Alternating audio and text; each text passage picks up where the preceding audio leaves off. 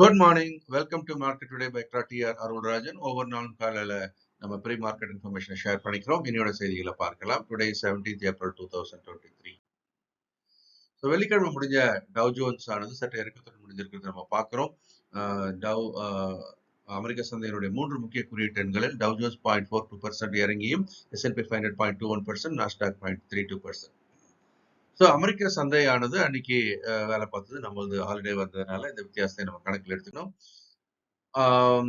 ஆசிய சந்தைகளை பொறுத்த வரைக்கும் கலந்து துவங்கி இருப்பதாக பார்க்கிறோம். இதுல முக்கியமான சந்தைகளான ஜப்பான் நிக்காய், ஹாங்காங்கோட ஹாங்சாங், தென் சவுத் கொரியா காஸ்பி இதெல்லாமே சற்றே இறங்கி வியாபாரமாகி கொண்டிருக்கிற நிலையில சீனாவோட ஷங்காய், தாய்வான் சந்தை போன்றவை சற்றே சின்ன ஏற்றத்துடன் தற்போது துவங்கி வியாபாரமாகி வருகிறது. நம்முடைய நிஃப்டி எப்படி வியாபாரமாகுது அப்படின்றத நம்ம பார்க்கலாம். எஸ்ஜிஎக்ஸ் நிஃப்டி சிங்கப்பூர்ல வியாபாரம் ஆகக்கூடிய நம்முடைய நிஃப்டி ஆனது ஒரு பெரிய கேப் டவுன்ல தான், அதாவது கிட்டத்தட்ட 90ல இருந்து 100 புள்ளிகள் இறங்கி துவங்கி தற்போது வியாபாரமாகி வருகிறது. அதனால நம்முடைய சந்தையம் என்ன நடக்கலாம், ஒரு கேப் டவுன்ல தான் துவங்குவதற்கான வாய்ப்பு இருக்கிறது. ஆனால் கேப் டவுன் ஆன பிறகு அது முக்கியமான ஒரு சப்போர்ட் லெவல் இருக்காங்க.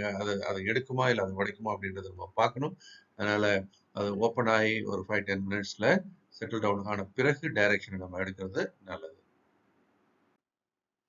நிஃப்டியோட ரேஞ்ச் அப்படின்னு பார்த்தீங்கன்னா மேலே இப்போ 17,850 இல்லையா, அந்த லெவல் கிட்ட தான் போயிட்டு இப்போ அங்கேருந்து கீழே இறங்க ஆரம்பிச்சிருக்கிறத நம்ம பார்க்குறோம். அது மாதிரி சப்போர்ட் லெவல் அப்படின்றது ஸ்லைட்ல அப் பண்ணியிருக்கோம் 17,440க்கு. ஸோ இப்போதைக்கு அப்படின்னு பார்த்தீங்கன்னா ஒரு ரேஞ்ச் அப்படின்றது டைட்டாக தான் இருக்கிறத நம்ம தொடர்ந்து பார்க்குறோம். இந்த ரேஞ்ச் இன்னும் நெருக்கமாவதற்கான வாய்ப்பும் அதிகமாக இருக்கு.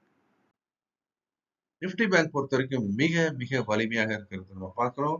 அந்த மேல் எல்லை முன்னாடி போட்டிருந்த மேல் எல்லை உடைக்கப்பட்டது. அதனால நம்ம அதை கொஞ்சம் எக்ஸ்டெண்ட் பண்ணி வச்சிருக்கிறோம் 43,100க்கு. அது மாதிரி சப்போர்ட் லெவலையும் கொஞ்சம் மேலே கொண்டு வந்திருக்கிறோம் 41,000க்கு. ஆக நிஃப்டியை ஒப்பிட்டு பார்க்கும்போது நிஃப்டி பேங்க் அப்படின்றது மிக வலிமையாக இருப்பதாக நாம் எடுத்துக்கொள்ளலாம். மேக்ரோ எக்கனாமிக் ஃபேக்டர்ஸ் பார்க்கும்போது 10-year bond yield slightly up 3.51க்கு. அது மாதிரி டாலர் இண்டெக்ஸும் ஸ்லைட்லி அப் 101.67ல.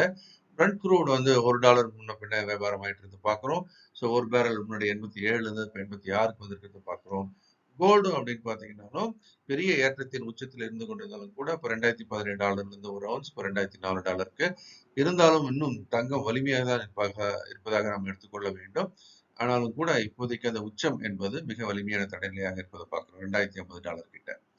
யூஎஸ்டி ஐநார் அப்படின்னு எடுத்துக்கிட்டோம் அப்படின்னா குறுகிய எல்லைக்குள் சூழ்ந்து கொண்டிருப்பதை நம்ம பார்க்கிறோம். மேலே 82.30, கீழே 81.70, இந்த மாதிரி ஒரு 60 பைசாக்குள்ளாக தற்போது நகர்ந்து வருகிறது என்பதையும் நாம் தொடர்ந்து பார்த்து கொண்டு வருகிறோம்.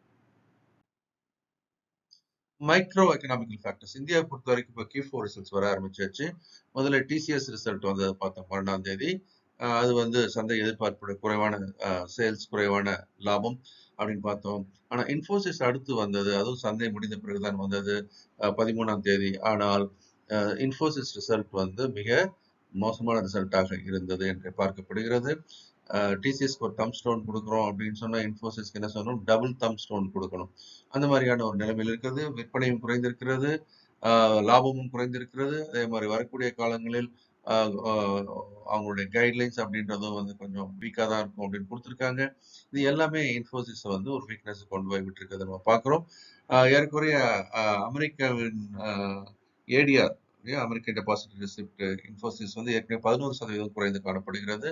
அதனால இங்கேயும் அந்த மாதிரி ஒரு விலை இறக்கம் அப்படின்றது நடக்கும். இப்போ இருக்கிற நம்ம வியாழக்கிழமை முடிஞ்ச விலையிலிருந்து 1200 1250 பாயிண்ட்டுக்கு மேலாக இறங்கி தோங்குவதற்கான வாய்ப்பு இருக்கிறத நம்ம பார்க்க போறோம். அதனாலவே நிஃப்டி ஆனது கீழ் நோக்கி தள்ளப்படுகிறது பார்க்குறோம். ஏன்னா இன்ஃபோசிஸ்க்கு அதிகமான வெயிட்டேஜ் இருக்கிறது நம்ம பார்க்குறோம். ஸோ இன்ஃபோசிஸோட இறக்கம் என்பது நம்முடைய நிஃப்டியை பெருமளவு இறக்குவதாக நம்ம எடுத்துக்கொள்ளலாம். அதுக்கு அடுத்தபடியாக ஹெச்டிஎஃப்சி பேங்கோட ரிசல்ட்டும் வந்தாச்சு. இது வந்து ஒரு பாசிட்டிவான ரிசல்ட்டாக பார்க்கப்படுகிறது.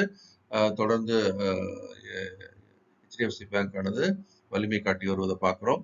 இது இப்போதும் வந்து ஒரு பை ரேட்டிங்ல இருக்கிறது நம்ம பார்க்குறோம். இன்ஃபோசிஸ் செல் ரேட்டிங்ல இருக்குன்னா ஹெச்டிஎஃப்சி பேங்க் பை ரேட்டிங்ல வந்திருக்கிறத பார்க்குறோம். அதை அடுத்தடுத்து வரக்கூடிய ஐடி நிறுவனுடைய நிலையை நம்ம பார்க்கலாம். 20ஆம் தேதி HCL Tech வருது. எஃப்ஐஸ் தொடர்ந்து இந்திய சந்தையில வாங்குறவங்க இருக்கிறாங்க. தொடர்ந்து 8, 9 நாட்களாக இந்திய பங்கு சந்தையில் அவர்கள் வாங்குபவர்களாக இருக்கிறார்கள். வாங்கும் அளவு சற்றே குறைந்து காணப்படுகிறது. 228, 21 கோடி. டிஐஎஸ் வந்து அவங்களுக்கு கொஞ்சம் கொஞ்சமா வித்துட்டு இருக்காங்க. 273 கோடி என்ற அளவுக்கு. ஆனாலும் இந்த ஷார்ட் பொசிஷன் குறைஞ்சிருக்குதுன்றது மிக மிக பெரிய வரவேற்கத்தக்க ஒரு விஷயம். ஸோ அதுதான் சந்தைக்கு மிகப்பெரிய வலுவை ஊட்டிக் கொண்டிருப்பதாக நாம் பார்க்கிறோம். Stock market for living mentorship program இப்போ 24ஆம் தேதிக்கு இருக்கு. ஸோ வர நெக்ஸ்ட் சண்டே அன்னைக்கு ஸ்டார்ட் ஆகுது. ஸோ இன்ஸ்டிடியூஷன்ஸ் எப்படி வாங்குவாங்க, பங்கு சந்தையை முழு நேரம் வாங்கும், பங்கு சந்தையை நம்பி வியாபாரம் பண்ணக்கூடியவருக்கான ஒரு மாத பயிற்சி வகுப்பு. பேசிக்ஸ் ஆஃப் ஸ்டாக் மார்க்கெட்டு 23ஆம் தேதி அன்னைக்கு துவங்குகிறது. ஸோ நீங்களும் உங்களுடைய நண்பர்களுக்கு இதை கொஞ்சம் ரெஃபர் பண்ணுங்க. லைவ் நிஃப்டி ட்ரேடிங் 11 மணிக்கு நம்ம எக்ட்ரா டிவி தமிழ் சேனல்ல அன்னைக்கான வாய்ப்புகளை பார்க்குறோம். டெய்லி நீங்க பார்க்கலாம். சார்ட்ல கேண்டில் ஃபார்மேஷன் எப்படி இருக்கு அப்படின்னு பார்த்தீங்கன்னா, ஒரு ஹேங்கிங் மேன் ஃபார்மேஷன். தொடர்ந்து ஏற்றத்திற்கு பிறகு அப்படின்னு பார்த்தீங்கன்னா, இந்த ஹேங்கிங் மேன் அப்படின்றது பொதுவாக ஹேங்கிங் மேன் நிச்சயமற்ற தன்மை தான் குறிப்பதாக எடுத்துக்கொள்ள வேண்டும். ஆனாலும் வெயிட்டேஜ் அந்த பக்கம் கொடுக்குறோம். கொஞ்சம் வந்து பேரிஷ்னஸ் கொடுக்குறோம். ஆனாலும் கூட அந்த ஹேங்கிங் மேன் வந்த பிறகு ஒருவேளை புல் கேண்டில் வந்ததுன்னா தொடர்ந்து ஏற்றத்துக்காகவும், பியர் கேண்டில் வந்தால் இறங்குவதற்கான வாய்ப்பாகவே பார்க்க வேண்டும். இப்போதைக்கு ஒரு கேப் டவுன்ல இறங்குறதுனால கொஞ்சம் கவனத்துடன் கையாள வேண்டும். ஏன்னா ஏறி முடிஞ்சா அது ஒருவேளை புல் கேண்டிலா முடியறதுக்கான வாய்ப்பு கூட இருக்கிறது. இருந்தாலும் நம்ம நிலைமையை கொஞ்சம் யோசிச்சு பார்க்கலாம். கவனமா கையாளணும். தொடர் ஏற்றம் வரும்போது, சரிவுகள் வரும்போது சற்றே கூடுதலாக இருப்பதற்கான வாய்ப்பும் உண்டு. இந்த வீடியோ உங்களுக்கு பிடிச்சிருக்கும் நம்புறேன். லைக் பண்ணுங்க, ஷேர் பண்ணுங்க. உங்களுடைய கமெண்ட்ஸையும் கீழே போடுங்க. இந்த நாளும் இனிமையான நாளாக இருக்க என்னுடைய மனமார்ந்த வாழ்த்துக்கள். இந்த வீடியோ உங்களுக்கு பிடிச்சிருக்கும் நம்புறேன். நீங்களும் லைக் பண்ணி ஷேர் பண்ணுங்க. உங்களுடைய கமெண்ட்ஸையும் போடுங்க. இந்த நாளும் இனிமையான நாளாக இருக்க என்னுடைய மனமார்ந்த வாழ்த்துக்கள்.